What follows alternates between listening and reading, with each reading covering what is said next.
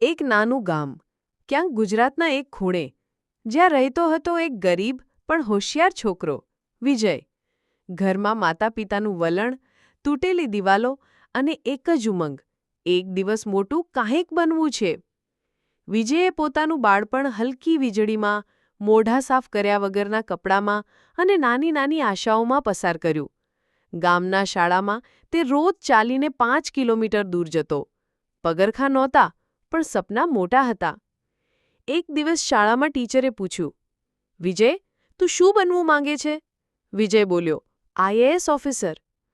શ્રેણી ભર્યા હસ્યા, પણ તેનો આત્મવિશ્વાસ તૂટ્યો નહીં. દરેક મજાક તેના માટે નવી લાગણીઓ લઈને આવતી. ઘરેથી ઊંધા પડેલા લાઇટમાં વાંચતા વાંચતા ઊંઘ આવી જતી, પરંતુ સવાર ફરી એક જ સવાલ લઈ આવતી, શું હું હજી હાર્યો નથી ને? સમય વીતતો રહ્યો. પરીક્ષાની તૈયારી કરવા શહેર જવું પડ્યું.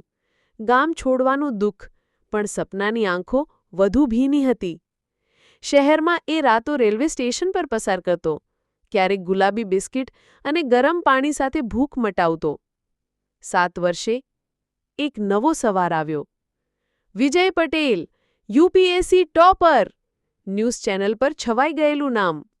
ગામમાં ઉજવણી થઈ. ગામનો વિજય હવે દેશનો બન્યો. માઇક. વિજયની સફળતા એનું લક્ષ્ય નહોતું, એ તો ફળ હતું સતત સંઘર્ષ, વિશ્વાસ અને આશાનું.